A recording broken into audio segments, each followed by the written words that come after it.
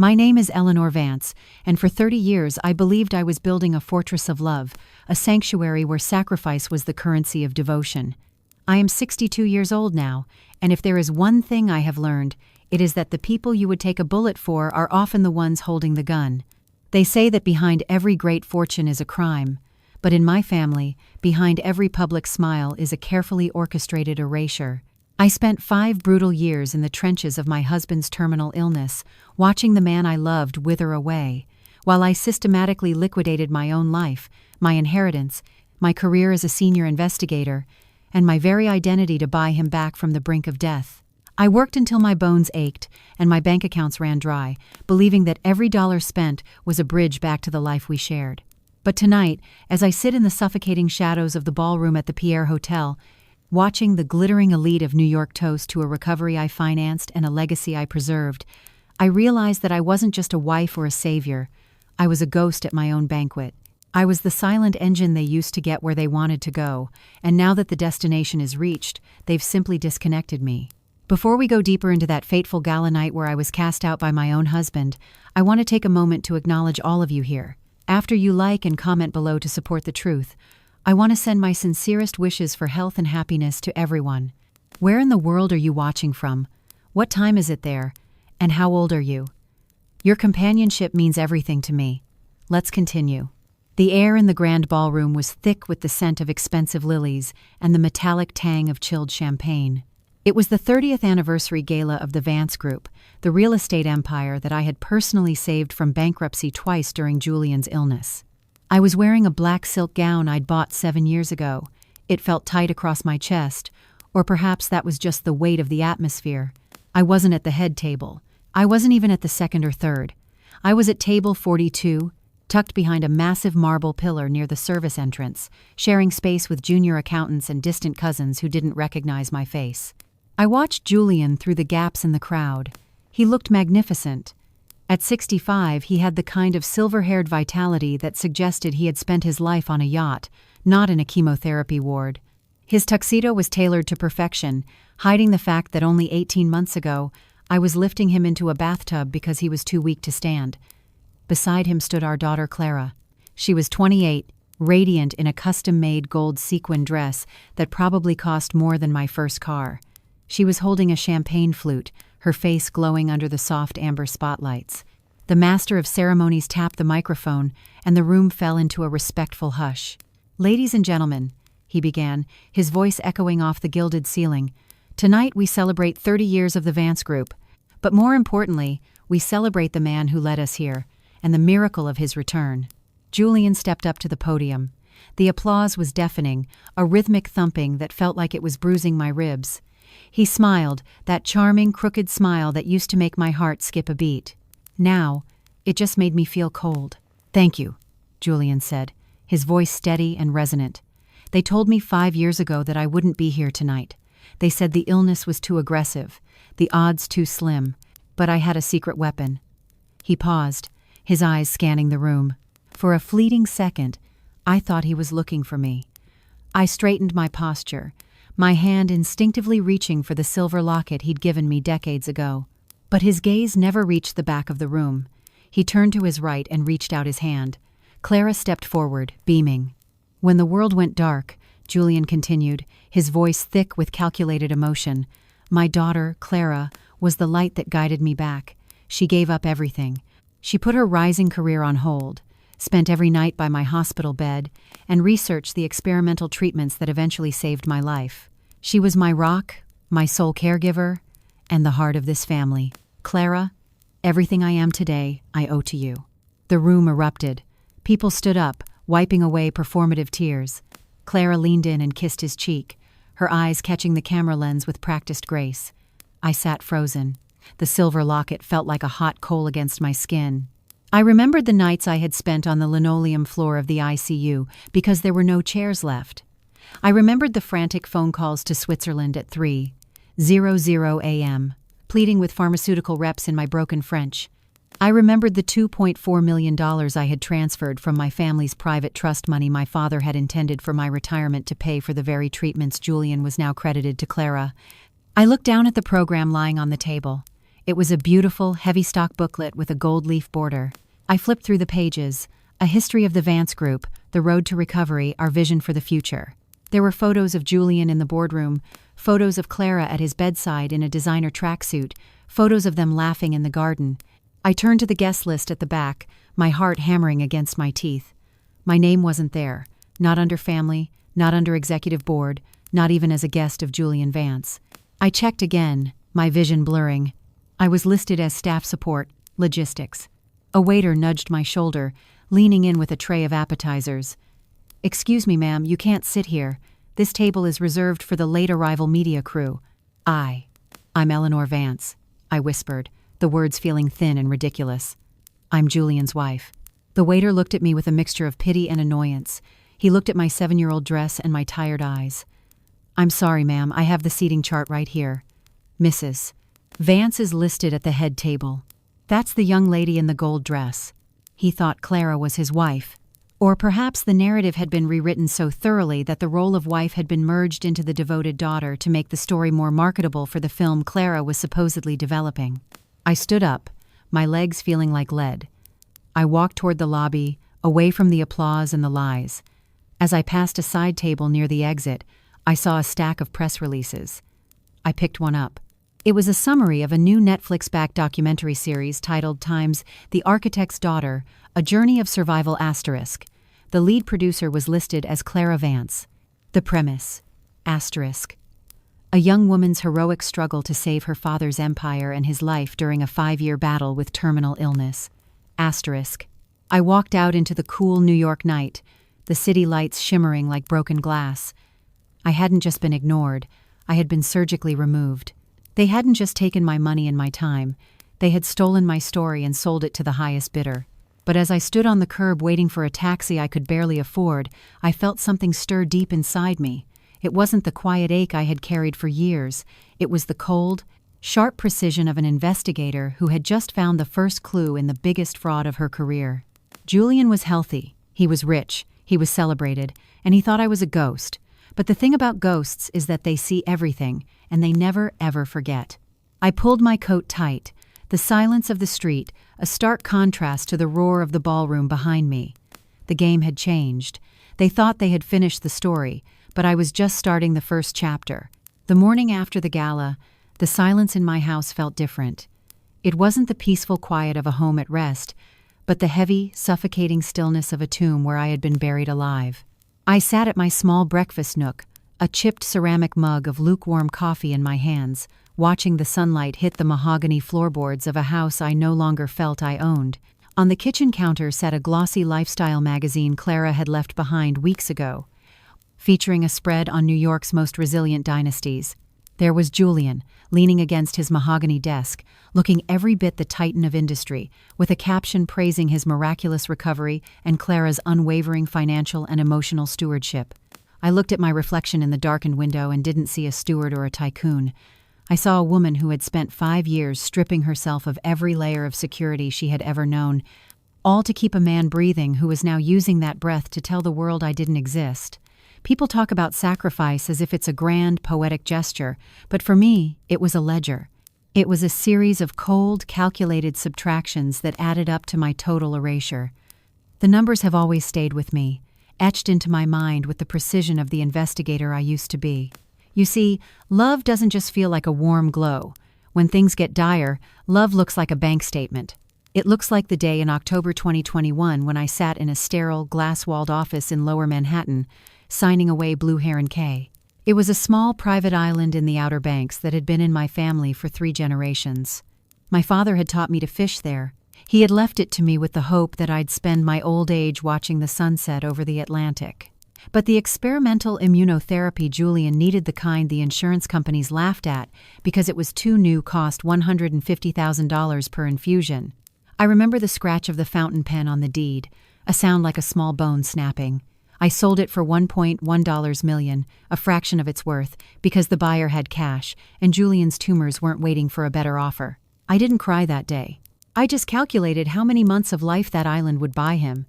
I stood up from the table, my joints stiff, and walked toward the back of the house, past the guest room that Julian had turned into his personal gym, and into the small, cramped laundry room. Behind a stack of detergent boxes and a loose plywood panel was a heavy, fireproof safe bolted to the floor. Julian and Clara think I'm soft, that I've grown dull with age and grief, but they forget what I did for 20 years before I became Mrs. Julian Vance. I was the woman insurance companies sent when they suspected a $10 million arson was an inside job. I know how to hide things, and I know how to keep a paper trail. I knelt on the floor, my knees clicking, and punched in the 8-digit code, my father's badge number. The heavy door swung open with a dull metallic groan. Inside wasn't jewelry or gold bars. It was filled with thick, manila folders, each one bursting with the reality of the last 5 years. I pulled out the top folder, labeled Swiss Protocol Alpha. I began to spread the documents out on the floor, a mosaic of my own ruin. Here was the wire transfer for $2.4 million, the entirety of the Vance Thorne Trust Fund. This was the money my father, a man who worked 40 years in law enforcement, had set aside, so I would never have to depend on anyone. I had drained it in 18 months. Every cent went to a private clinic in Zurich that specialized in gene targeting. I remembered the night I did it. Julian was asleep, his skin a translucent gray, the sound of the oxygen concentrator the only rhythm in the room. I sat at the laptop with my heart hammering, knowing that once I clicked confirm, there was no safety net left for me.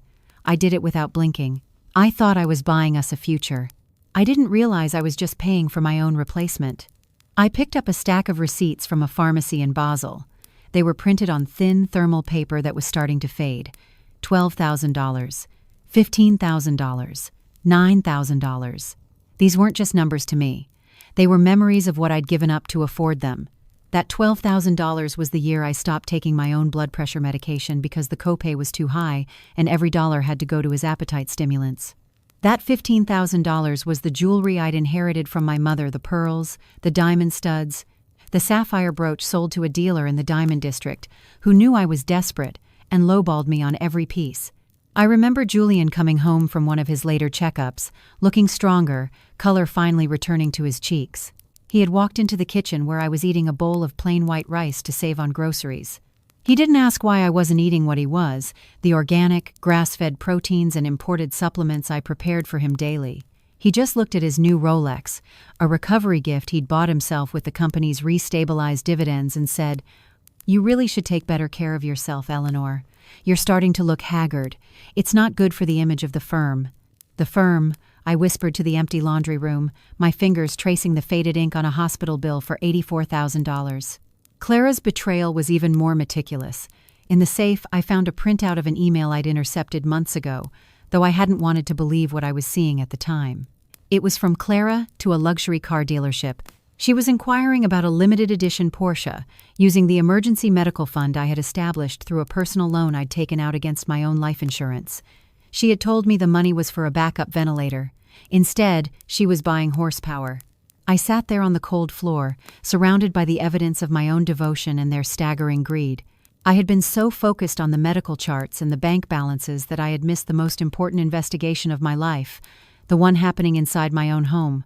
Julian hadn't just recovered, he had thrived on my marrow, and Clara hadn't just been a devoted daughter, she had been a vulture, waiting for the woman who built the nest to starve so she could take it over. I heard the front door chime the distinct, aggressive ring that meant Julian was home. I quickly packed the folders back into the safe, spun the dial, and replaced the detergent boxes. As I stood up and smoothed my apron, the investigator in me took over. My pulse slowed. My mind sharpened. They thought they had seen the last of the Vance inheritance at that gala. They thought the staff support had been put in her place. But they didn't know about the safe. They didn't know that while they were busy playing the leads in a fake documentary, I was holding the receipts for the truth. And in my world, the one with the receipts always wins the audit. There is a specific kind of cold that doesn't come from the winter air, but from the realization that you have become a stranger in the house where you raised your children and comforted your husband. It's the sound of footsteps that stop when you enter a room, and the way voices drop into a low, jagged murmur the moment you pass the doorway. I am 62 years old, and I have learned that you can be erased long before you are dead. For 5 years, I was the heart of this home, the one who kept the lights on, the one who scrubbed the floors when the cleaners were let go to save money for medicine, the one who breathed life into Julian when he was nothing but a shadow. but now that the sun has come out for them, I am nothing but a lingering fog they are waiting for the wind to carry away. They don't look at me anymore.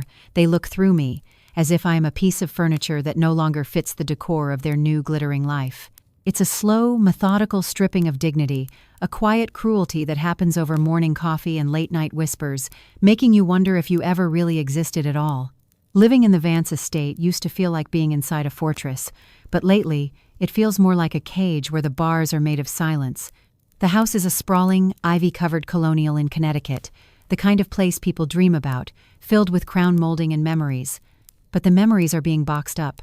For the past week, I've been noticing small, devastating changes. It started with the photographs. The silver-framed picture of my father in his police uniform, which had sat on the mantel for 20 years, was gone, replaced by a sleek, modern shot of Julian and Clara at a charity polo match. When I asked where it went, Clara didn't even look up from her phone. She just said, "Oh, Mom, it didn't really go with the aesthetic of the new documentary shoot. It's in the basement somewhere." It wasn't just the photos. It was the way they began to talk about the house in the past tense while I was still standing in the kitchen. I was stirring a pot of tea when I heard them in the sunroom. The glass doors were cracked just an inch, enough for their voices to drift through like a draft. "The Sotheby's agent said we could list it for $4.2 million as is," Julian was saying. His voice was robust now, lacking any of the raspy fatigue I had spent years managing. "If we move quickly, we can close before the Netflix premiere. It's too much house for us now anyway." "And what about the East Wing office?" Clara asked. I could hear the clink of her spoon against a china cup. "That's technically where most of the family archives are. Mom spends all her time in there." Julian chuckled, a dry, hollow sound that made my skin crawl. "Your mother is a creature of habit, Clara, but she's also practical. Once the house is sold, she'll be much more comfortable in a smaller condo, somewhere managed. Somewhere she doesn't have to worry about the upkeep. It's for her own good, really. She's become so fragile since the recovery." Fragile. That was the word they used to justify the theft. I stood in the kitchen, the steam from the tea rising to meet my face, feeling anything but fragile. I felt like a coiled spring. They were planning to sell the only asset I had left, the house my father had helped us downpay, the house that was legally supposed to be my sanctuary. The next morning, I went to the East Wing. It was my space, the only place where the air still felt like mine. It held my investigative files, my father's old desk, and the quiet records of a life lived with purpose. I reached for the brass handle, my hand moving out of decades-long habit, but the knob didn't turn. It felt rigid, dead. I tried again, harder this time, the metal cold against my palm. "It won't open, Mom." I turned to see Clara standing at the end of the hallway. She was wearing a crisp white blazer and holding a clipboard. She looked like she was managing a construction site, not her mother's home. "The lock is stuck, Clara," I said, trying to keep my voice steady. "I need to get my journals. I have some notes for the garden center." "Actually," she said, walking toward me with a stride that was far too confident, "we had the locks changed this morning." Julian and I decided to turn the East Wing into a temporary production office for the film crew. We needed a secure place for the high-end equipment and the archival footage. I felt a rush of heat climb up my neck. "Your father's illness was archival footage to you, Clara? My life in that room is not equipment. My father's desk is in there." "Everything has been moved to the garage, Mom," she said, her voice dripping with that patronizing sweetness they use on people they've decided are senile. "We didn't throw anything away. We just organized it. You were always complaining about the clutter, weren't you? Now you have a clean slate. Julian thinks it's best if you stay in the guest suite on the first floor for a while. Less stairs. Better for your knees." I looked at her, the daughter I had shielded from the worst of Julian's pain, the girl whose college tuition I had paid by working double shifts when the Vance group was failing. She looked back at me with a blank, polished stare. I wasn't her mother anymore. I was a logistical hurdle. Later that night, I sat at the small table in the downstairs guest room, a room designed for people who were only supposed to stay for a weekend. I felt like an intruder in my own life. I could hear them upstairs, laughing, the sound of a wine cork popping. They were celebrating their future, a future built on the ruins of mine. I looked at the spare key I had kept in my pocket, the one to the front door. I wondered how long it would be before that one stopped working, too. I realized then that they weren't just being cold, they were being strategic. By moving me to the first floor, by locking me out of my office, by moving my clutter to the garage, they were physically detaching me from the property. In the eyes of a real estate agent or a judge, I was no longer the mistress of the house. I was an occupant. A guest. The loneliness was a physical weight, pressing down on my chest as I listened to the house creak around me. But as I sat there in the dim light of a lamp I hadn't chosen, I remembered something Julian had forgotten. He thought he was the only one who knew how to play a long game. He thought that because he had stolen the keys, he had won the house. But an investigator doesn't need a key to see what's happening behind closed doors. She just needs to wait for the light to hit the right angle. I stayed awake that night, listening to the rain against the window. I wasn't crying. I was counting. I counted the steps they took, the words they spoke, and the days I had left before they tried to put me in that managed condo. I realized then that my invisibility was my only remaining weapon. If they thought I was a shadow, I would act like one. I would move through this house like a ghost, gathering the whispers they thought I couldn't hear. They wanted to sell the villa? Fine. But they were about to find out that a house built on lies never, ever stands for long. They say that the deepest betrayals don't come from a sudden blow, but from the slow, agonizing realization that your very soul has been harvested for someone else's profit. I am 62 years old, and I have spent my life believing that my memories were my own, the private, sacred weight of the nights I stayed awake, counting Julian's shallow breaths, the metallic taste of fear in my mouth every time the phone rang, and the bone-deep exhaustion that felt like it was dissolving my marrow. Those moments were the price I paid for love. But as I stood in the gray morning light of my own driveway, looking at the discarded remains of my daughter's creative process, I realized that to Clara, my life was just raw material. She hadn't just watched me suffer. She had been taking notes. She had been measuring my tears to see if they would look good in high definition. There is a specific kind of nausea that takes hold of you when you see your own most painful sacrifices repackaged as someone else's heroism, a feeling that you are being hollowed out while you are still alive, replaced by a polished, marketable version of yourself that is younger, prettier, and utterly false. It was a Tuesday, the day the heavy industrial trash bins are rolled out to the curb. I had gone out early, wrapped in a cardigan that had seen better days, hoping to catch the cool air before the humidity of a Connecticut summer set in. Julian and Clara were still asleep, or perhaps they were just avoiding me. It was hard to tell the difference lately. As I moved to tuck a stray bag into the bin, I saw a thick stack of papers jammed between a broken lamp and a pile of designer shoeboxes. They were stained with coffee and crumpled at the edges, but the bold black typeface caught my eye. The Architect's Daughter, Draft 4, Final Polish. I shouldn't have reached for it. An investigator knows that some truths are better left buried in the dark, but a mother's heart is a masochistic thing. I pulled the pages out, my fingers trembling as I began to read. I expected a generic story about a family dealing with illness. What I found was a line-by-line theft of my existence. If you've ever been the one to sacrifice everything for your family, only to receive cold indifference in return, you surely understand what Eleanor is feeling right now. Don't take your eyes off the screen because the story is about to shift toward a secret Julian has been hiding for 30 years. If you love the channel, please hit that subscribe button so you don't miss the moment the villain's true face is revealed. I leaned against the brick wall of the garage, the paper crinkling in my grip. On page 12, there was a scene described with such vivid, agonizing detail that I felt the breath leave my lungs.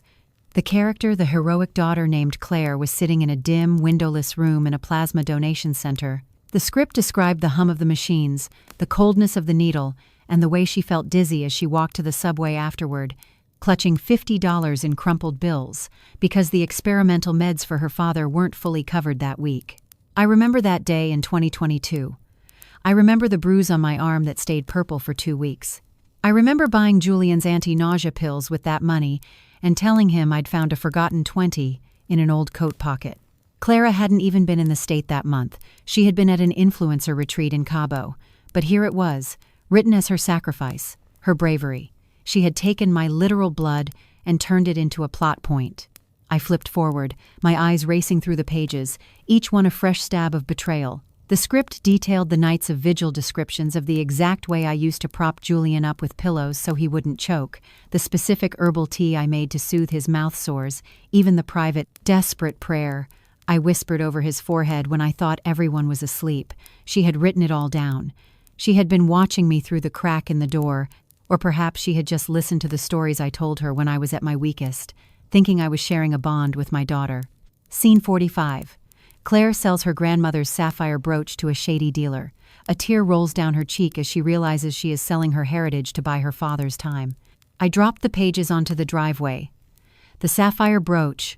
My mother's brooch. I had sold it in the Diamond District while Clara was complaining that the Wi-Fi in the house was too slow for her TikTok uploads. To see it written there, as if she were the one who felt the grief of letting it go, made me feel physically ill. It wasn't just a book or a movie, it was a parasitic act. She was feeding on my life to build a version of herself that the world would adore. "Mom? What are you doing out here?" I looked up. Clara was standing on the porch, wearing a silk robe and holding a green smoothie. She looked fresh, rested, and utterly untroubled. Her eyes fell on the papers in my hand, and for a split second, I saw a flicker of something guilt. No, it was irritation, as if I had interrupted her while she was working. "This is my life, Clara," I said, my voice sounding like it was coming from a long way off. "This isn't a script. These are things I actually did, things I actually lost." She descended the stairs, her movements graceful. She didn't look ashamed. She reached out and took the papers from me, smoothing them out with a practiced hand. "Mom, you're being so literal. It's foyard. It's inspired by our family's journey. Julian and I talked about it. We realized that my brand is the perfect vehicle to tell the story. People connect with me. They want to see the devoted daughter angle. It's what sells." "It's a lie," I whispered. "You weren't there. You didn't pay for the clinic in Zurich. You didn't sell your island." "I did." Clara sighed, the sound of a person losing patience with a difficult child. "We're all part of the same team, Eleanor. The success of this film means the success of the Vance name. Besides, who would want to watch a movie about a 60-year-old woman sitting in a waiting room? It's not aspirational. Julian thinks this is the best way to secure our legacy. You should be happy that your contributions are being used for something so big." She turned and walked back into the house, the final polish tucked under her arm like a trophy. I stood there alone, the smell of the trash bins. I realized then that I wasn't just being erased, I was being harvested. They were taking the parts of me that had value, my labor, my money, my pain, and discarding the rest of me like the broken lamp in the bin. Julian hadn't just allowed this. He had talked about it. He had signed off on the theft of my soul. I looked at the house, the colonial fortress I had saved, and it no longer looked like a home. It looked like a set, and I was the only person on it who didn't have a script. As I walked back inside, past the gleaming kitchen and the photos of people I no longer recognized, I felt a strange, cold clarity settle over me. If they wanted to treat my life like a movie, then they had forgotten one very important thing. I was the only one who knew how the real story ended, and I wasn't going to let them write the final scene. I have spent my entire life believing that the truth is a solid thing, like the foundation of a house or the weight of a wedding ring. I thought that if you dug deep enough, you would always find the bedrock of who a person really was. But lately, I've come to realize that the people we love are often just clever constructions, beautiful facades designed to hide a hollow interior. I am 62 years old, and I am learning that the man I saved, the man I poured my inheritance, my blood, and my very soul into rescuing might never have existed at all. Not the way I knew him, anyway. There is a terrifying kind of vertigo that comes when you realize the history you've lived for 30 years is a fiction, a narrative written by a stranger who happened to be sleeping in your bed. It's like looking into a mirror and seeing a ghost staring back, not because you are dead, but because the life you thought you occupied was never yours to begin with. The secrets we keep to protect ourselves are one thing, but the secrets kept to trap others are a different kind of poison entirely. It was a gray, drizzling Wednesday afternoon when the first crack in the foundation appeared. I couldn't bear to stay in the villa a moment longer. The air there felt like it was being sucked out of the rooms by Julian and Clara's constant buzzing presence. I drove my old, rattling sedan down to a small, nondescript diner about 20 miles away, a place called the Rusty Anchor. It was the kind of spot where the coffee was bitter, the vinyl booths were patched with duct tape, and no one cared if you sat for 3 hours over a single slice of apple pie. I needed to be somewhere where the name Vance meant absolutely nothing. I was staring out the window at the rain hitting the pavement when the bell above the door chimed. A man walked in, shaking a wet umbrella. He was tall, with a slight limp, and wore an old, faded M65 field jacket. His hair was stark white, cropped close to a scalp that bore the weathered look of someone who had spent decades outdoors. He scanned the room with a gaze that was far too sharp for a casual diner patron, and then his eyes locked onto mine. He didn't hesitate. He walked straight over to my booth and stood there, looking down at me with a mixture of sadness and grim determination. "Eleanor," he said. His voice was like gravel rubbing together, deep and resonant. I blinked, my hand tightening around my coffee mug. "I'm sorry. Do I know you?" He sighed and slid into the booth across from me without waiting for an invitation. "Not directly, but I knew your father. I was Marcus Thorne. We served together in the 1st Cavalry, and later I did some specialized work for him when he was in law enforcement. He talked about you often, Eleanor. He called you his North Star." A lump formed in my throat at the mention of my father. Marcus. I remember the name now. He said you were the only man he'd trust to watch his back in a blind alley, but that was a long time ago. "Why are you here now?" Marcus looked around the diner, making sure the waitress was busy at the far end of the counter. He reached into the inner pocket of his jacket and pulled out a battered, yellowed envelope. He laid it on the formica table between us, but kept his hand on it. "I've been watching from the sidelines, Eleanor. I saw that gala on the news. I saw Julian Vance standing up there looking like a saint, and I saw that daughter of yours selling your life for a movie deal. Your father would have burnt that ballroom to the ground if he'd seen how they're treating you." "I can handle myself, Marcus," I whispered, though my voice lacked conviction. "Can you?" He leaned in closer, his eyes boring into mine. "Eleanor, your father didn't just leave you that trust fund. He left me instructions. He told me that if the day ever came where the Vance family started to redecorate their history, I was to find you and give you the piece they missed." He slid the envelope across the table. My fingers trembled as I opened it. Inside was a single black and white photograph, the edges curled and brittle with age. It showed a younger Julian, maybe in his early 20s, standing in front of a modest suburban house. He looked happy, less polished than the man I knew, but undeniably him. But it was the woman beside him that made my heart stop. She was holding a toddler, and another small child sat on the grass at their feet. On the back of the photo, in a handwriting I didn't recognize, were the words, *Julian, Sarah, and the boys.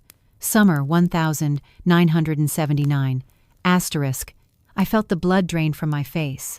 Julian and I met in 1982. He told me he was a lone wolf, an orphan who had struggled through school with no one but himself. He told me I was his first and only real love. "Who are they?" I asked, my voice barely audible over the hum of the diner's refrigerator. "That's the family he walked away from," Marcus said quietly. "Sarah was his first wife. Those boys are his sons. He didn't just leave them, Eleanor. He erased them. He changed his name, moved states, and built a new identity as a self-made man from nothing. Your father found out about it years ago, but he kept it in reserve because he saw how much you loved the man. He thought maybe Julian had changed, but seeing what he's doing to you now, I think we both know he hasn't." I looked at the photo again. The woman, Sarah, had a gentle smile. She looked like a woman who believed the man standing next to her was her partner, her protector. I felt a wave of nausea wash over me. Julian hadn't just lied about a book or a medical bill. He had lied about his very soul. "Why tell me this now?" I asked, looking up at Marcus. "Because he's doing it again," Marcus replied, his jaw tightening.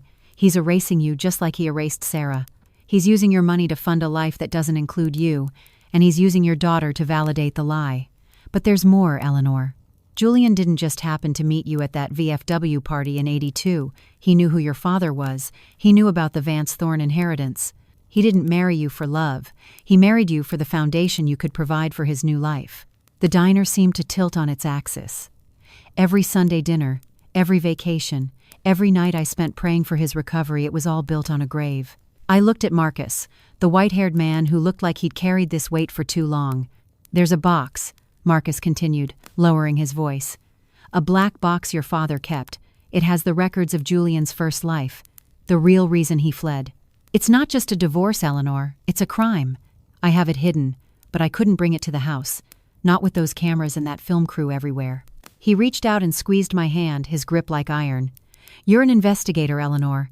You spent your life finding the truth for strangers. It's time you found it for yourself. Julian Vance isn't a miracle. He's a predator, and he's been hunting you since the day you met." He stood up, leaving a $5 bill on the table for his untouched water. "I'll be at the motel on Route 9. Don't call. Just come when you're ready to see the rest of the wreckage." As he walked out into the rain, I sat there alone in the booth, clutching that old photograph until the edges bit into my palms. The mystery of why Julian and Clara were so eager to push me out was suddenly shrouded in a much darker mist. It wasn't just about the money or the movie. It was about making sure the only person who could truly look at Julian and see the cracks was silenced forever. I looked at the picture of the young family from 1979 and realized I wasn't the first Eleanor. I was just the latest version of a story Julian Vance had been perfecting for 40 years. And for the first time in 5 years, the exhaustion I felt wasn't from caring for him. It was the cold, hard clarity of a woman who was finally ready to stop being a ghost and start being a hunter. They say that betrayal is a sharp, sudden thing, but I found it's more like a slow leak in the basement. You don't notice the water rising until you're already drowning. My name is Eleanor Vance, and I spent 5 years of my life convinced I was a widow in waiting, a woman pouring her life's blood into a man who was fading like a sunset. I felt every dip in his pulse as if it were my own. I grew thin so he could have the best nutrition. I grew gray so he could have the peace of mind that someone was always watching. But there is a particular kind of horror in realizing that the man you were grieving for was actually thriving on your grief. It's the moment you realize the miracle wasn't a gift from God, but a cold, calculated transaction. I am 62 years old, and for the last 2 years, I have been paying for a ghost that had already come back to life. Julian didn't just survive. He stayed in the shadows of his own supposed illness, watching me bankrupt my soul to pay for a recovery he had already achieved. He used my devotion as a cloak, and my bank account as a bridge to a life that had no room for me. The clarity came on a Thursday morning, the kind of day that feels ordinary until the light hits a secret at just the right angle.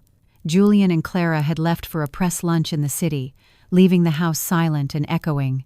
I found myself in the kitchen, staring at the cabinet where I kept his specialized medical supplements bottles that cost $400 each, funded by a secondary insurance policy I had taken out in my name years ago.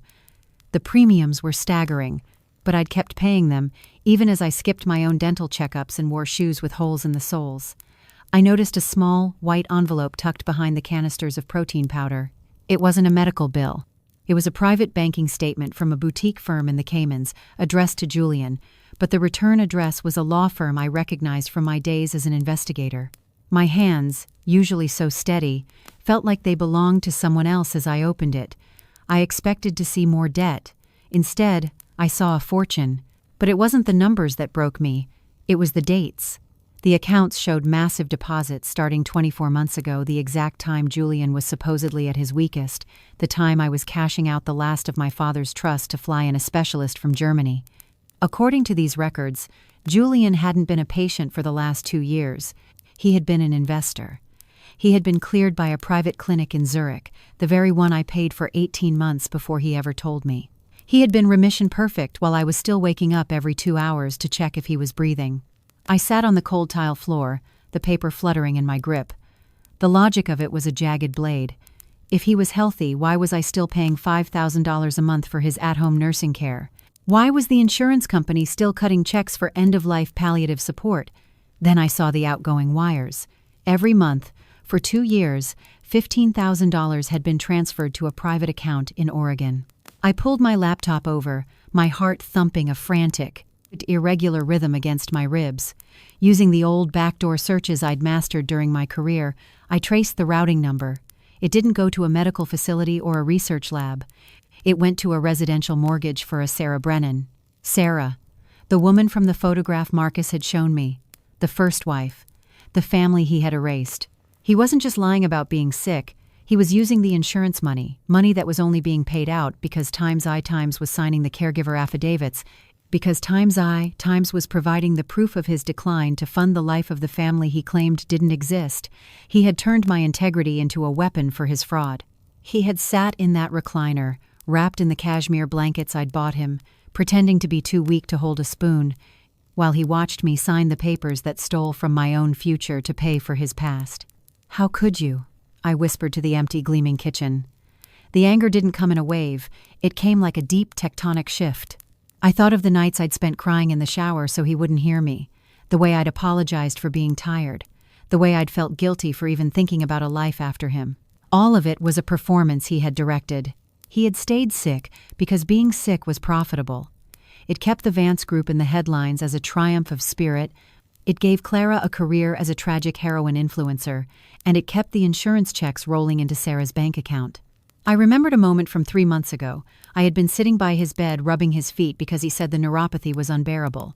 He had looked at me with those watery, deceptive eyes and said, "Eleanor, I don't know what I'd do without you. You're the only thing keeping me in this world." I had felt so needed, so vital. Now I realized he was just making sure the golden goose was still in the pen. He wasn't afraid of dying, he was afraid of the payout stopping. The betrayal felt like a physical weight, a pressure in my lungs that made every breath a struggle. He had let me sell my father's island. He had let me work double shifts at that diner while he was probably doing push-ups the moment I pulled out of the driveway. I looked at the granite countertops, the high-end appliances, the luxury of a house that felt like a crime scene. Every beautiful thing in this room was stained with the ink of his lies. I heard the garage door groan open, the sound of the hunters returning from their lunch. I stood up, smoothed my apron, and tucked the statement into the waistband of my skirt. I didn't feel like a victim anymore. The bang huang, the initial shock, had crystallized into a cold, hard diamond of fury. As Julian walked into the kitchen, leaning heavily on his cane with a practiced, pathetic wince, I didn't see my husband. I saw a master of insurance fraud. I saw a man who had sold my soul to pay for a life he'd hidden for 40 years. "Eleanor, dear," he rasped, his voice a perfect, trembling falsetto. "Could you fetch me some tea?" The city air was so taxing today.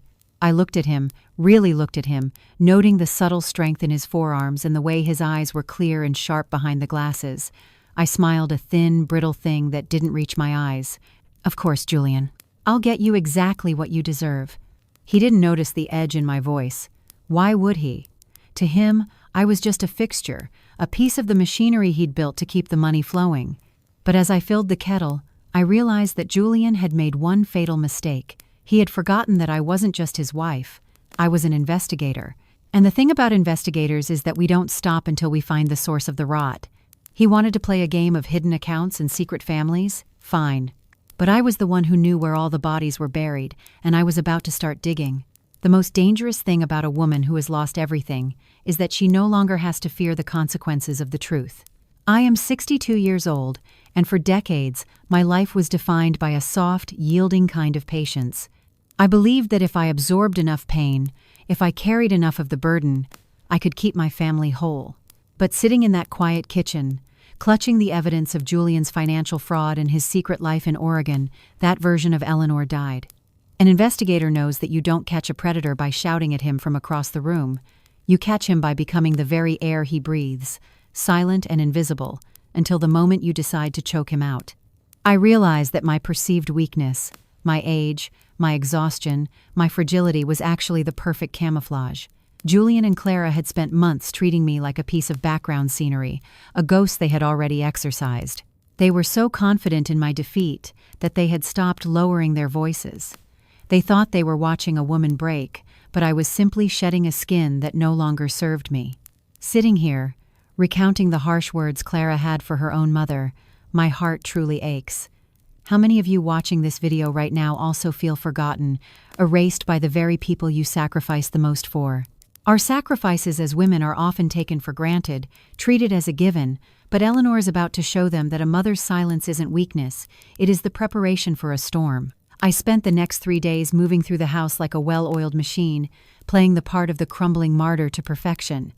I made sure my hands shook slightly when I poured Julian's tea. I left a few dishes unwashed, staring blankly out the window whenever they entered the room, letting them see a woman who was finally losing her grip on reality. It was a role I hated, but it was necessary. I needed them to believe I was no longer a threat. I needed them to talk. On Wednesday, I made my first move. I told Clara I wanted to buy Julian a recovery gift, something to celebrate the new documentary deal. I suggested a set of high-end, noise-canceling headphones for his afternoon naps, and a vintage-style leather desk set for his study, the room that used to be mine. Clara laughed, that sharp, dismissive sound that used to hurt but now only sharpened my focus. "That's sweet, Mom. At least you're trying to be useful," she said, barely looking up from her tablet. What she didn't know was that I had spent my Tuesday afternoon at a specialized security shop in the city, using the last few $100s I'd hidden in an old coat lining. The headphones and the leather desk blotter were now embedded with microscopic, voice-activated recording devices, the kind that can pick up a whisper from 20 feet away and upload it directly to a secure cloud server I had set up. I presented the gifts that evening. Julian was reclining in his chair, looking smug as he reviewed some contracts. "For me, Eleanor? You shouldn't have," he said, his voice dripping with that faux warmth that made my skin crawl. He placed the desk blotter right in the center of his workspace, exactly where he took all his private calls. "I just want you to be comfortable, Julian," I said, leaning down to kiss his forehead. I felt him stiffen slightly, a man who couldn't wait for the nuisance of my affection to end. "I'm going to lie down. My head is spinning again." "Yes, do that, dear," he replied, already reaching for his phone. I retreated to the guest suite on the first floor, the room they had relegated me to. I shut the door, put on a pair of old earbuds, and opened the app on my phone. The audio was crystal clear.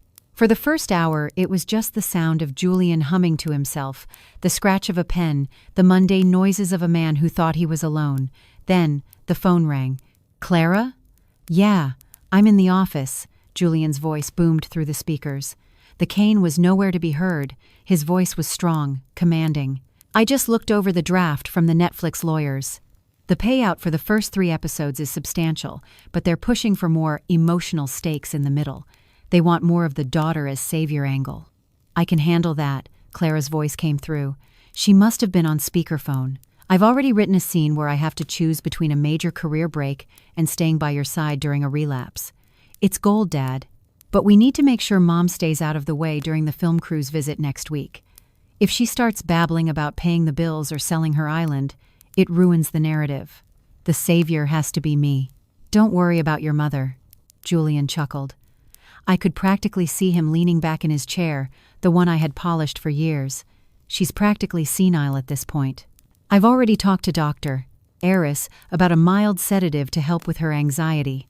It'll keep her quiet and compliant while the cameras are rolling. Once the deal is finalized and the Oregon house is paid off, we can look into that assisted living facility in Jersey.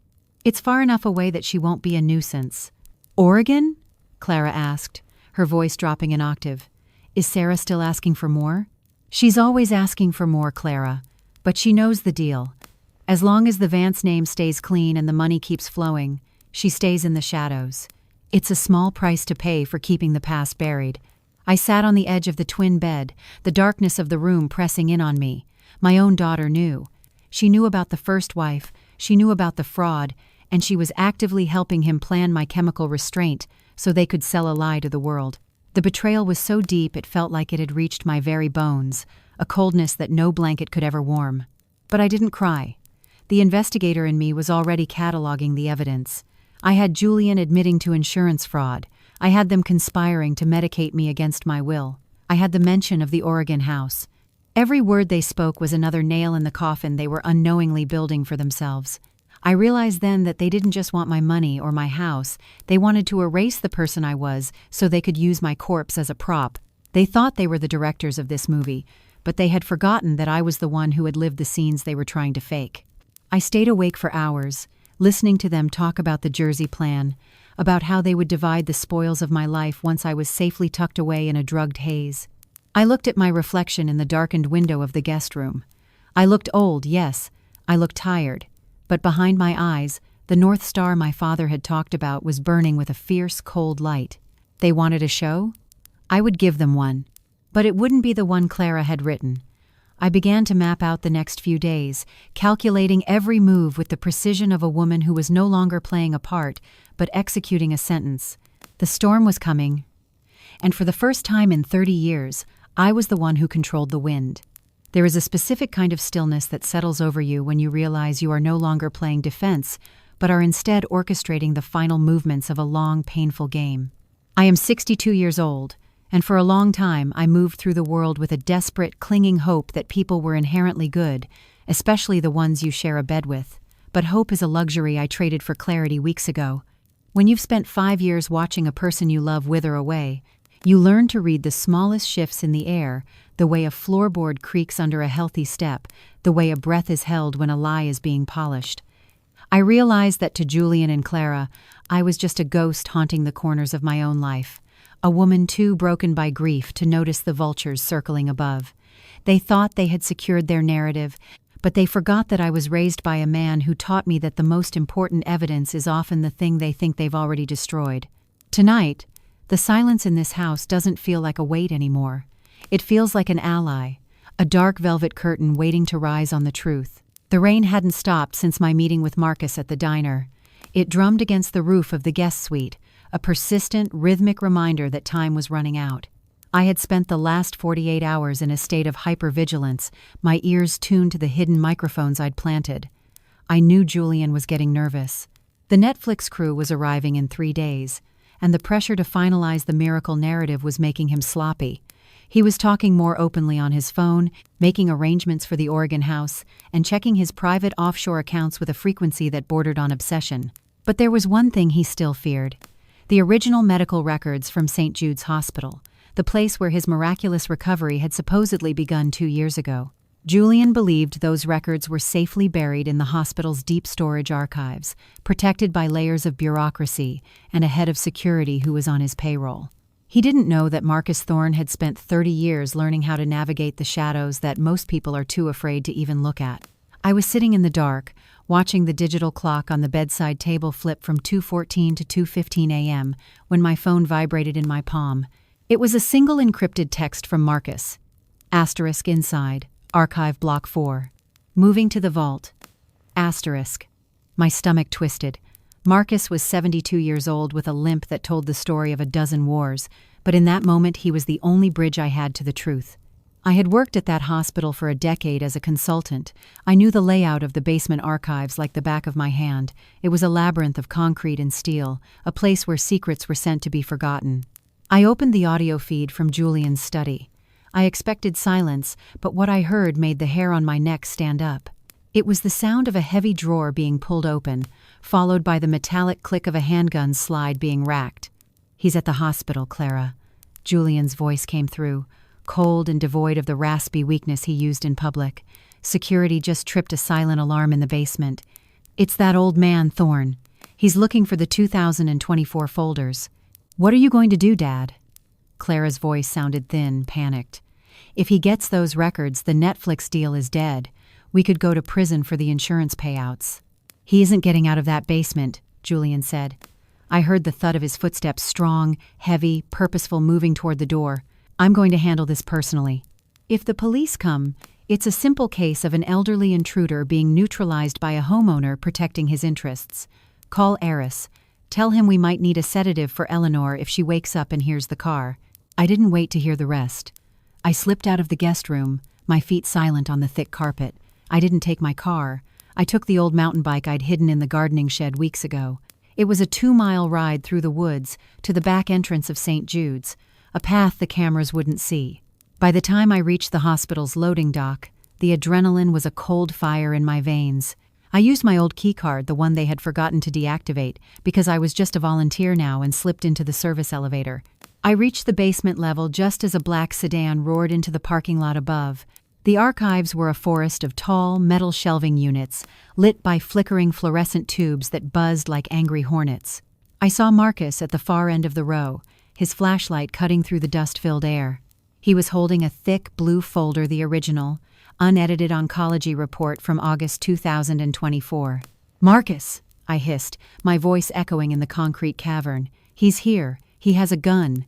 Marcus didn't panic. He tucked the folder into his jacket and looked at me with those steady, iron-gray eyes. "I know, Eleanor. I saw his car pull in. You shouldn't be here." "I couldn't let you face him alone," I said, my breath coming in ragged gasps. "We have to go now."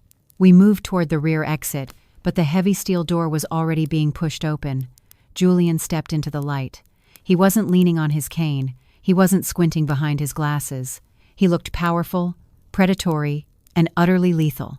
The 9mm in his hand was pointed directly at Marcus's chest. "Give me the folder, Marcus," Julian said, his voice echoing with a terrifying clarity. "You've always been a nuisance.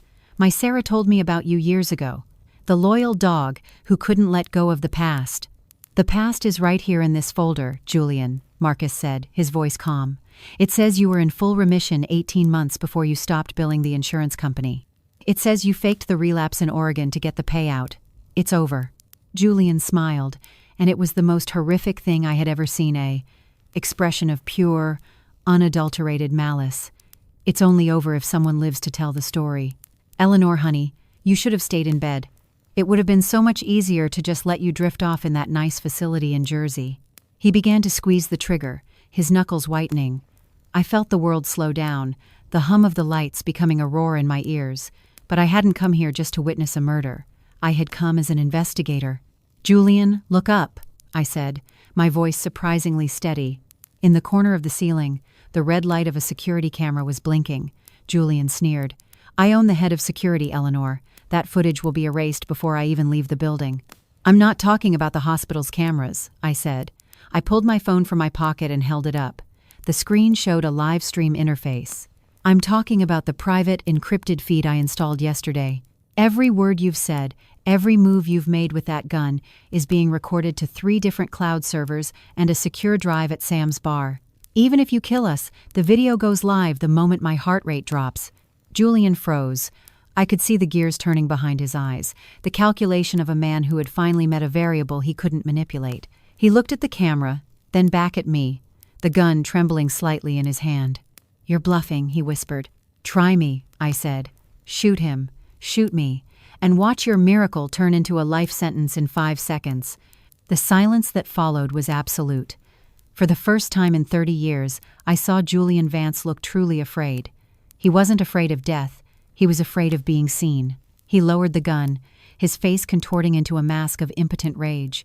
Marcus stepped forward, his limp more pronounced now that the tension had broken, and placed a hand on my shoulder. Let's go, Eleanor. We have what we need. As we walked past Julian, who stood frozen in the flickering light of the basement, I didn't feel triumph. I felt a profound, hollow sadness. This was the man I had loved. This was the man I had bankrupted myself to save. And he was nothing but a coward with a stolen story. We emerged into the rain, the cool air feeling like a blessing. I had the folder. I had the video. And for the first time in 5 years, I didn't feel like a ghost. I felt like the woman my father had raised, the one who knew that the truth doesn't just set you free, it gives you the power to burn the lies to the ground. The weight of a secret is not in the knowing, but in the carrying of it, and for 30 years I have carried enough weight to crush a lesser woman. I am 62 years old, and I have spent the last 5 years acting as a shield for a man who turned out to be a sword pointed at my own heart. After the confrontation in the hospital basement, the air in our home changed. It became thin, electric, like the moments right before a massive storm breaks.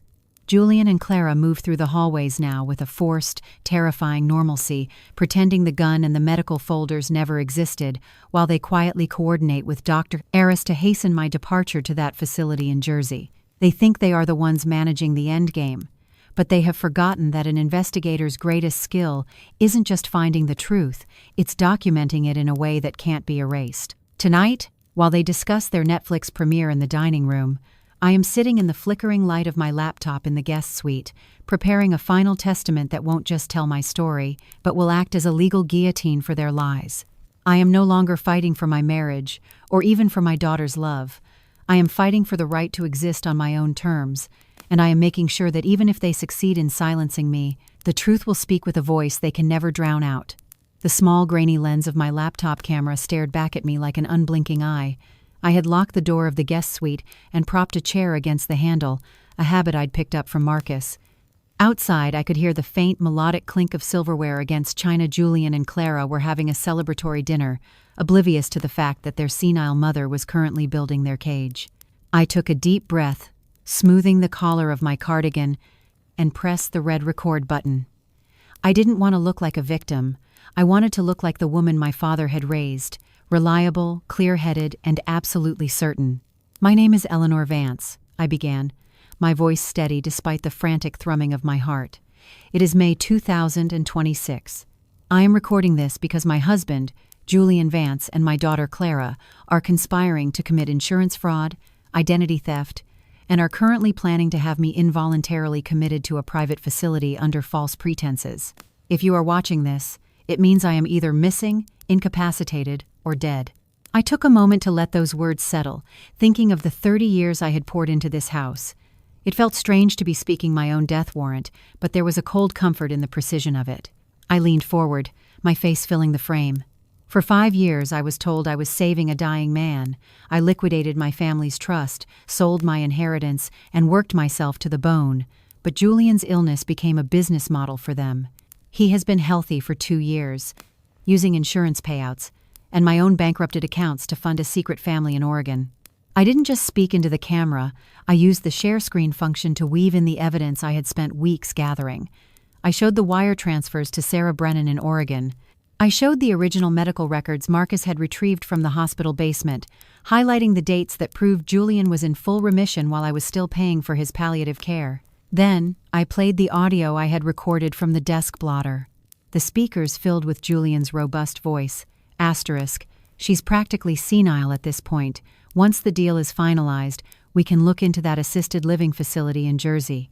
It's far enough away that she won't be a nuisance. Asterisk. I watched my own reaction on the screen as I heard his words again. It still felt like a physical blow to the stomach, a reminder that the man I had loved was nothing more than a master of disguise. I looked back into the camera, my eyes burning but dry. They think they are rewriting the narrative for a documentary, but this is the unedited footage. This is the logic of my sacrifice versus the logic of their greed. I spent the next 3 hours detailing every transaction, every lie, and every moment of Clara's intellectual theft. I explained how she had taken my blood donations and my sleepless vigils and turned them into a script for profit. I spoke about the gun in the basement. I spoke about the first wife, Sarah, and the sons Julian had abandoned 40 years ago to build his self-made myth. I am sending this video to my family's long-standing attorney, Gerald Hutchins, I said, my voice dropping to a whisper as I heard footsteps in the hallway outside. They stopped right at my door. The handle turned, clicking against the chair I'd placed there. "Mom, are you in there?" Clara's voice was sweet, but there was a sharp, jagged edge of suspicion underneath it. "Julian wants to know if you've taken your new vitamins. Dr. Eris says they'll help with your memory." I didn't answer. I stayed frozen, my eyes locked on the recording timer. 1 minute. 2 minutes. "Eleanor?" This was Julian now. His voice was deeper, the mask slipping. "Open the door. You're being dramatic again. We just want to talk about the move." I watched the upload complete bar hit 100%. The video was now sitting in Gerald's secure portal with a time-stamped instruction. Asterisk. Do not open unless Eleanor Vance is unreachable for more than 24 hours. Asterisk. I had also BCC'd Marcus and a secure drive at a location Julian would never think to look. "I'm tired, Julian," I called out, my voice sounding convincingly weary, the investigator in me slipping back into the role of the martyr. "I've already taken the pills. I'm just going to sleep." I heard them whispering on the other side of the door, a low, urgent mumble that made my skin crawl. Eventually, their footsteps retreated down the hall. I let out a breath I felt I'd been holding for years. I turned back to the camera for one final message. To whoever finds this, my father used to say that a lie can travel halfway around the world while the truth is still putting on its shoes. Well, the truth is dressed now. It's wearing my face, and it's carrying the receipts. I didn't spend my life building this family just to watch it become a crime scene. If I disappear, don't look for me in a hospital or a condo. Look in the ledger. The numbers never lie, and neither do I. I pressed stop. The screen went black, leaving me in the dim light of the guest room. I felt a strange, hollow sense of peace. I had built a trap within their trap, a legacy of truth that didn't require a Netflix deal or a red carpet. I realized then that I wasn't just preparing for an explosion, I was preparing for a rebirth. They wanted me to be a ghost, but I had just ensured that my voice would be the only thing left standing when their house of cards finally collapsed. I climbed into the small, narrow bed, listening to the rain against the glass, and for the first time in 5 years, I slept without checking the time, because I knew that tomorrow, the world would finally start to see what I saw. The velvet curtains of the majestic theater were a deep, blood red, shimmering under the crystal chandeliers like a bruise that refused to heal. I am 62 years old, and I have spent most of my life standing in the wings, adjusting the costumes and whispering cues to people who never bothered to learn my name.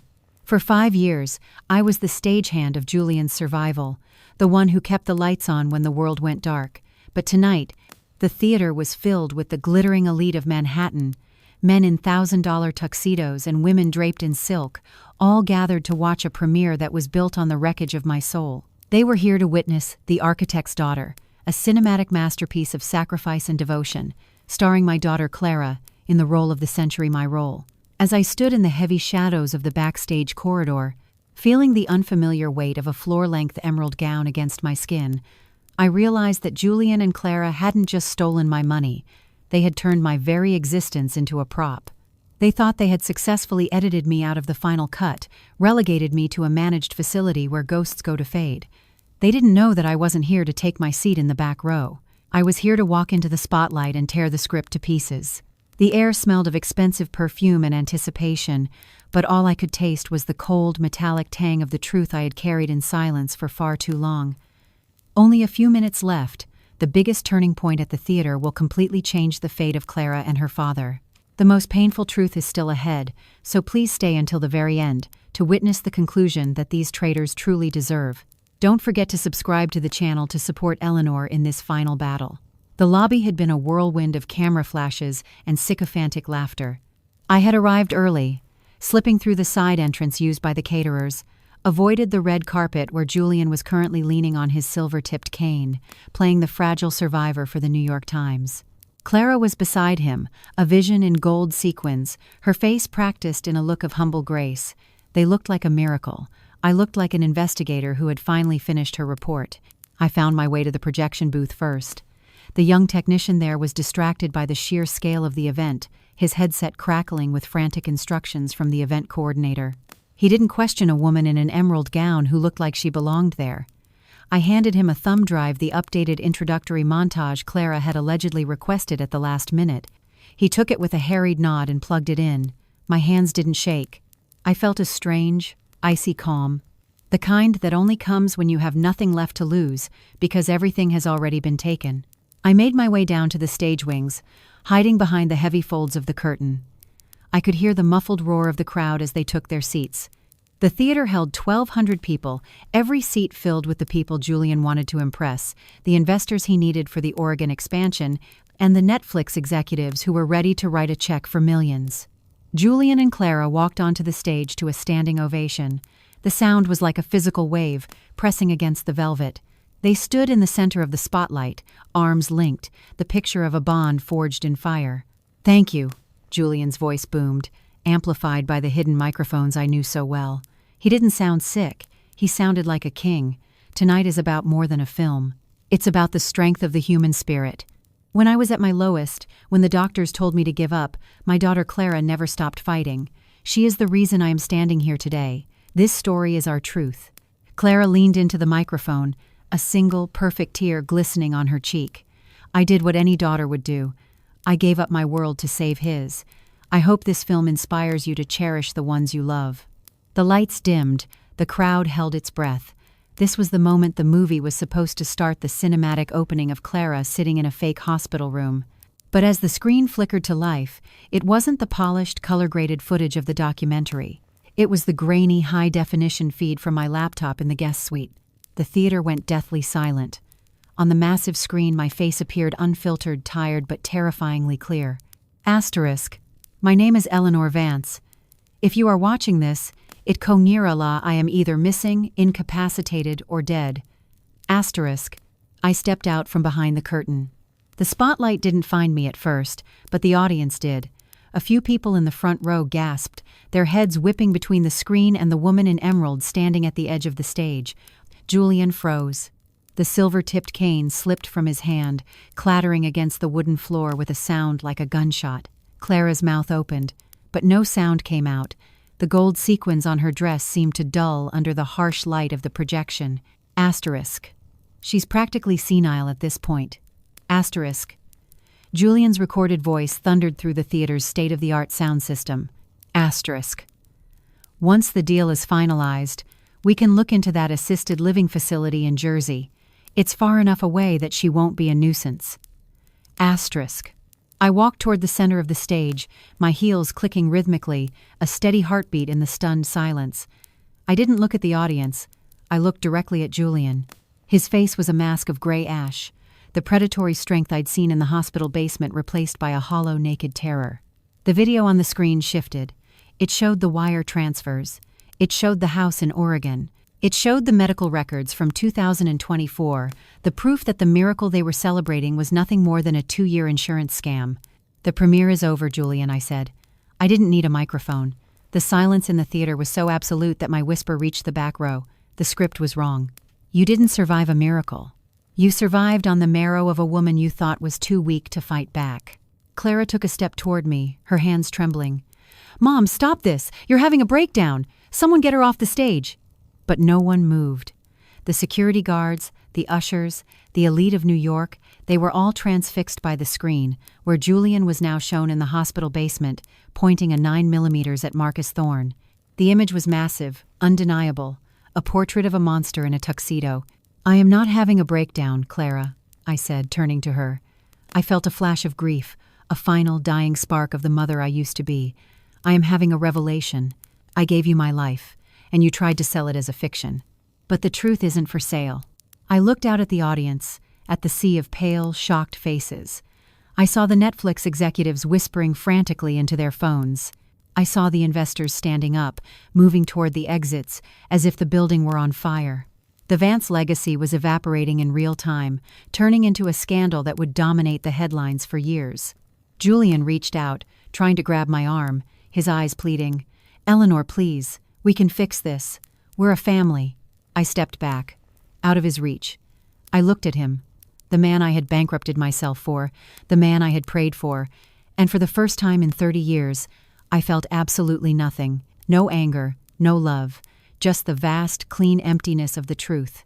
"We aren't a family, Julian," I said, my voice echoing in the rafters. "We're a crime scene, and I'm the one who called the police." As if on cue, the heavy doors at the back of the theater swung open. The blue and red lights of the NYPD cruisers outside spilled into the lobby, reflecting off the gold leaf and the marble. I stood there in my emerald gown, the grainy video of my own testament still playing behind me, as the world Julian and Clara had built on my sacrifice finally, beautifully, began to burn to the ground. The aftermath of a storm is never as loud as the wind itself, but it is in the silence of the debris that you finally begin to breathe. I am 62 years old, and for a long time, I thought the truth was something you had to beg for, a small crumb tossed from the table of those who held all the power. I spent 5 years of my life shrinking, thinning, and fading so that my husband could occupy more space, believing that my disappearance was the price of his survival. But as the lights of the majestic theater flickered and died, replaced by the harsh, unforgiving glow of my own evidence, I realized that the truth isn't a crumb, it's a tidal wave. Standing on that stage in my emerald gown, watching the people I once called my family wither under the weight of their own recorded voices, I didn't feel the surge of adrenaline I expected. I felt a profound, heavy sense of gravity. The house of cards hadn't just fallen, it had vanished, leaving nothing but the cold, hard floor of reality. There is a specific kind of justice that doesn't come from a courtroom, but from the moment a liar realizes that the person they thought they had erased is the only one left standing in the light. The silence in the theater was so heavy it felt like it had a physical weight, pressing down on the 1,200 people in the audience. Julian was frozen beside me, his hand still curled around a cane he didn't need, his face a ghostly shade of gray that no stage makeup could hide. On the screen behind us, the video I had meticulously prepared was moving into its final, most devastating phase. It wasn't just the audio of him calling me senile or the wire transfers to Sarah in Oregon anymore. It was the unedited, raw footage of my own life. The audience watched as the screen displayed a side-by-side comparison. On the left, a scene from Clara's documentary, a high-definition shot of her crying in a clean, sunlit room, talking about the night she sold her soul for her father's medicine. On the right, the reality, a grainy security still from a plasma center downtown, showing me Eleanor sitting in a plastic chair with a bandage on my arm, clutching a few crumpled bills. The dates on the screen flashed in bright, bold red. Clara had been in Saint-Tropez that week. I had been selling my blood to pay for the very appetizers people were eating in the lobby 10 minutes ago. A low murmur began to rise from the back of the room, a sound of growing realization and collective disgust. I looked over at Clara. The gold sequins on her dress caught the light of the projector, making her look like a flickering statue of greed. Her mouth was working, but no words were coming out. She looked at the Netflix executives in the front row, her eyes pleading for a rescue that wasn't coming. They weren't looking at her. They were looking at their legal counsel, their faces tight with the panic of a multi-million-dollar scandal unfolding in real time. "Julian," I said, my voice projecting clearly through the theater without the need for a microphone.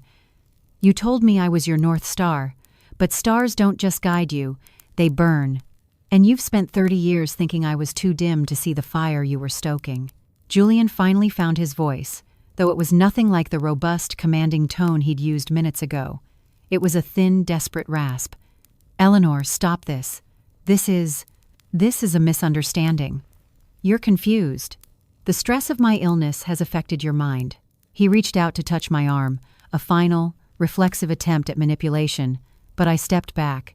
As I did, the video reached its climax, the footage Marcus and I had captured in the hospital basement.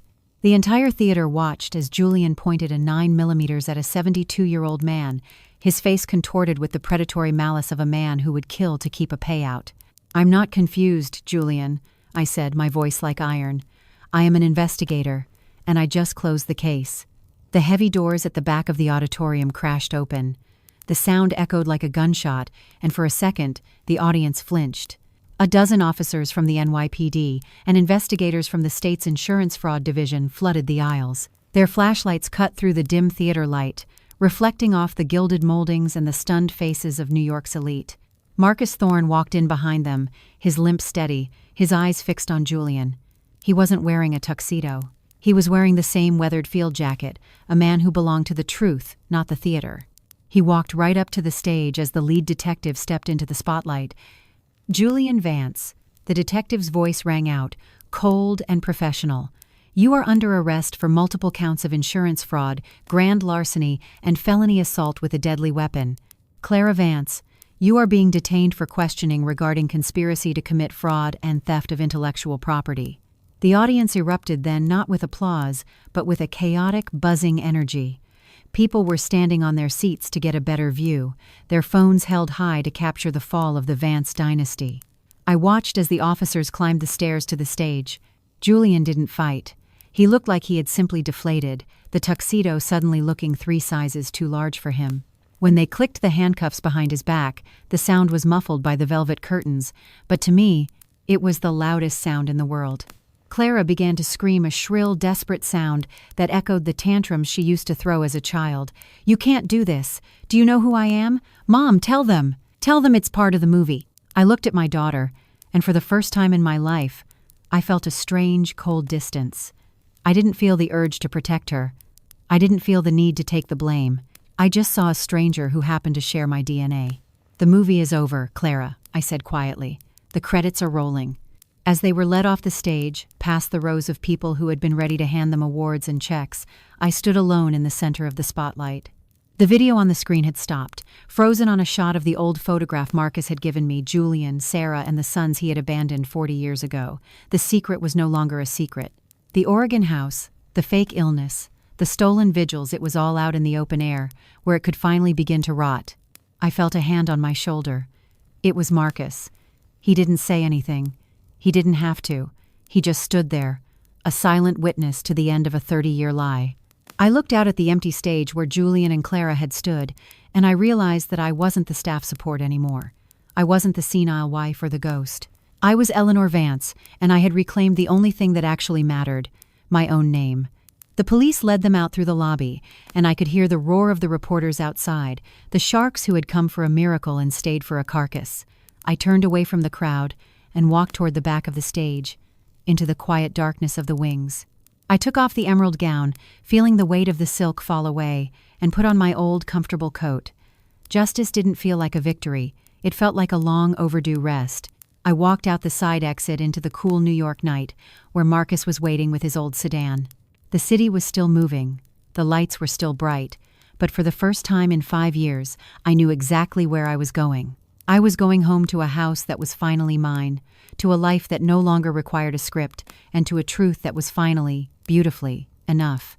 The ashes of a 30-year lie don't blow away overnight.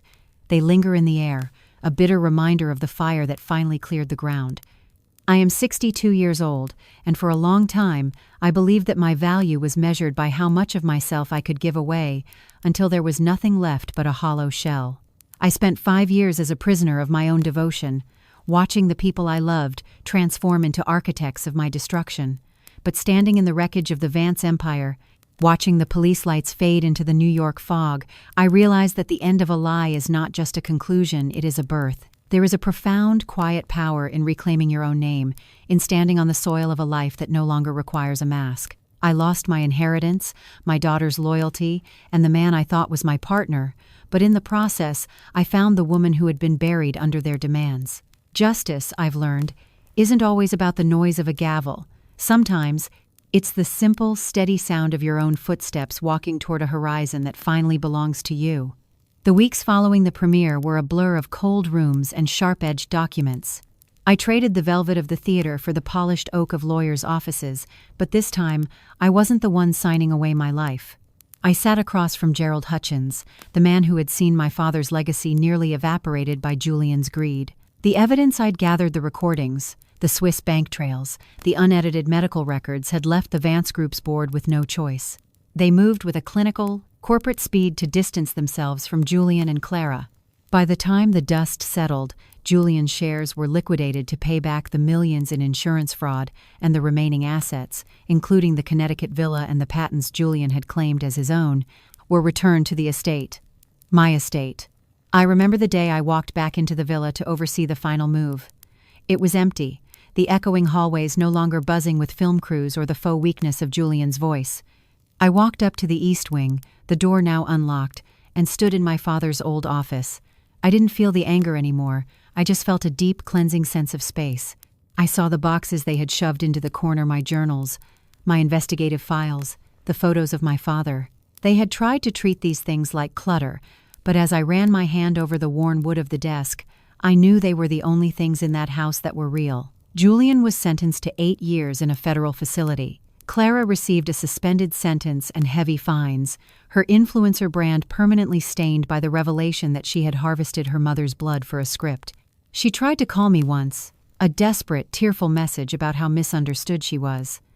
I listened to the first 10 seconds and then deleted it, not out of spite, but because I realized I no longer had to be the person who fixed her messes. I had spent 28 years teaching her how to be a star. It was time she learned how to be a human being. With the settlement money, the $546,000 that represented the blood, sweat, and years I had poured into their survival, I did something that Julian would never understand. I didn't reinvest it in luxury. I founded the Truth Fund. It's a small nonprofit based in Harrisburg, dedicated to providing legal and financial support to women who have been stripped of their identities or bankrupted by family exploitation. We help the caregivers who are being erased, the mothers whose stories have been stolen, and the daughters who are being told they don't matter. Every time I sign a grant check for a woman who looks as exhausted as I once felt, I feel a piece of my own soul being restored. But the true end of the story didn't happen in a lawyer's office or a nonprofit boardroom. It happened 3 months ago, on a small, windswept patch of land in the Outer Banks. I used the final portion of the restored Vance Thorne Trust to buy back Blue Heron Cay. The developers who had bought it from me in my moment of desperation had never built on it. They said the soil was too stubborn. I think my father would have liked that. I sat on the weathered wooden porch of the small cottage I'd built there, the same spot where my father used to teach me how to read the tide.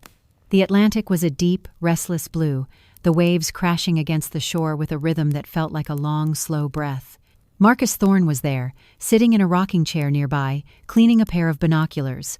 He didn't talk much, but his presence was a steady, ironclad comfort, a reminder of the man who had held the line when I was too tired to see it. "You're quiet today, Eleanor," Marcus said, his voice like gravel and salt. "I'm just listening, Marcus," I replied. For the first time in 30 years, I don't have to listen for a heartbeat or a lie. I'm just listening to the wind. I looked down at my hands. They were still the hands of a woman who had worked 2 jobs, who had scrubbed floors and carried the weight of a dying man's ego, but they were steady now. I picked up my pen and opened a new journal, not a ledger of debt, not an investigator's report, but a book of my own. On the first page I wrote, **. My name is Eleanor Vance, and I am finally the author of my own life. **. The sun began to set, casting a long golden glow over the island. The $2.4 million might be gone, and the villa might be sold, but as the cool salt air filled my lungs, I realized I had never been richer. I had reclaimed my father's North Star, and it was guiding me home.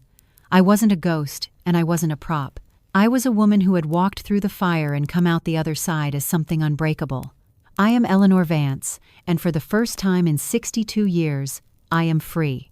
Please leave a comment if you believe that justice always prevails, subscribe to the channel to join me on the next journeys, and click the suggested video on the screen to see more inspiring stories. Looking at Eleanor standing on her father's island, I suddenly realized that while that $2.4 million might be gone, the courage and dignity of a woman can never be stolen. Never let anyone write your life's story for you, especially when they use your own tears for profit. Thank you for listening, and I will see you again.